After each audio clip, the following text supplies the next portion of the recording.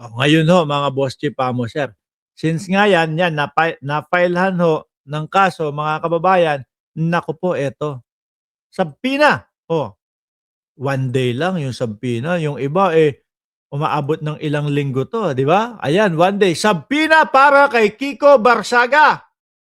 Aray ko.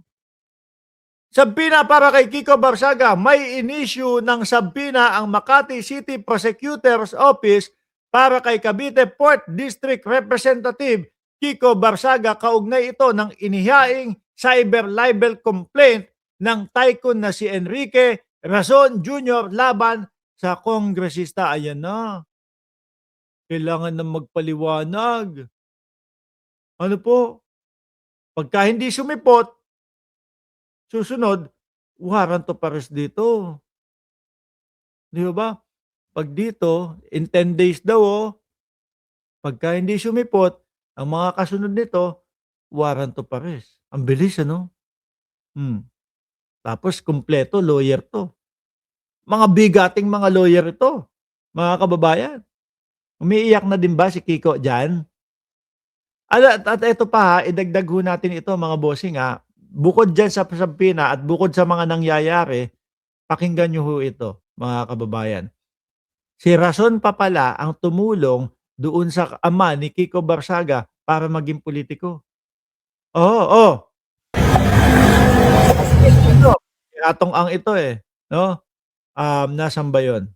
Si ito maging congressman po, no? Yung tatay ni Kiko ni Congressman. ang tumulong maging congressman. Si Ricky Razon. Si RR. Si RR ang Ang tumulong. kinalaman nun, yung kapatid ni... Tapos aanuhan mo, tataniman mo ng mga kung ano-anong mga paratang, tataniman mo ng mga kung ano-anong mga pinagsasasabi mo na wala naman palang katotohanan. Di po ba? Hindi naman alam nyo mga bossing chipamo, sir, hindi po lahat kaya yan, nagsampa ng kaso para matakpan, para patahimikan, hindi ho ganun yun, mga boss chipamo, sir. Bakit to? Merong iba, kaya nagkakaso dahil alam nila na mali talaga yung ginawa sa kanila. Yung iba kapag kaya, may paratang, may sinasabi, itong si Kiko Barsaga dito, kay Enrique Razon, no? May sinasabi si Kiko Barsaga na hindi totoo. Kaso alam ng tao, alam ni Razon na totoo yung sinasabi nun Hindi yan sasagot. Sasabihin niyan, hindi ko pinapansin ho yun. Para hindi lumaki yung gulo. Di po ba? Para hindi lumaki yung gulo. Pero ito siguro talagang walang katotohanan yung mga pinagsasabi ni Barsaga. Kaya kailangan aksyonan. Masisira yung pangalan ng tao. Tapos eto. Yung papala ang tumulong sa kanyang ama para maging politiko. Sikboying Remulla, si Gilbert, sitting congressman So nun. kalaban pala ni Sec Boying ang family. May political Dati, rivalry pala pero sila. nagkaayos na yata sila. Kasi Ewan ko ngayon. Di ho ba? Ngayon, maganda. Paparating po tayo sa exciting part ho, mga kababayan. Diyan po sa usaping lebiste, no? Diyan po sa usaping meow meow. Ngayon po, hanggang dyan muna, no? Yung update natin kay Meow Meow. Tumungo tayo mga bossing doon sa online selling. Online selling! Sorry. No?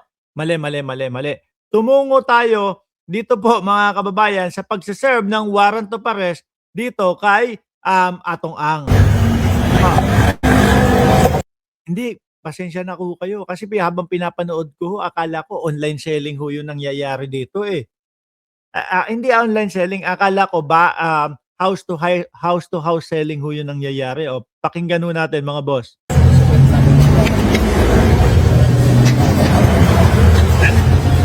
Laki ng bahay ni Atong Ang, ano?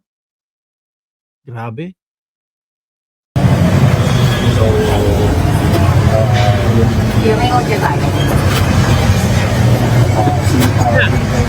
Lalabas na.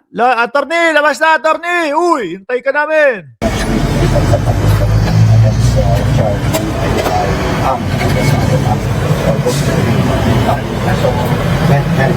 Sasabihin na lang tayo.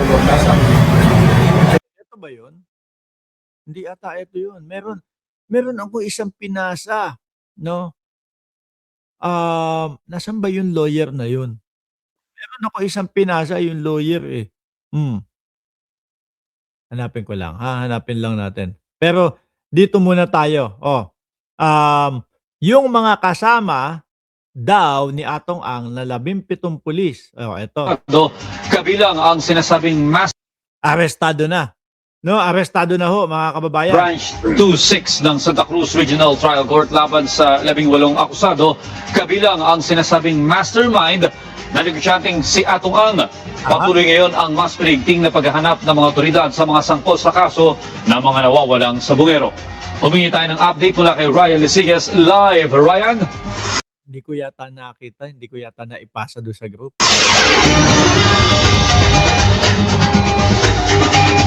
Tama ka dyan, Audrey. Tuloy-tuloy nga ang isinasagawang manhunt operation ng PNP Criminal Investigation and Detection Group laban sa negosyanteng si Charlie Atong Ang na sinasabing mastermind sa kaso ng missing sabongeros. Ito matapos na magpalabas na ng warrant of arrest ang Santa Cruz Laguna Regional Trial Court Branch 26 ng warrant of arrest.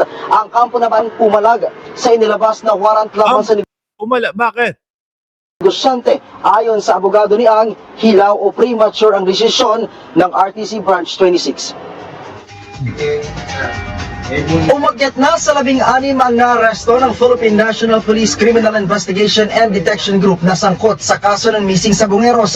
Ito'y matapos na maglabas ng warrant of arrest ang Branch 26 ng Santa Cruz Regional Trial Court laban sa 18 akusado, kabilang ang sinasabing mastermind na si Atong Ang. We have received Yung mga pulis nahuli na, arestado na, no? Kailan kaya si Labiste, kailan kaya si Babs Haga, no? Tapos ito si Atong Ang naman. Si Atong Ang naman ho, mga kababayan, sandali.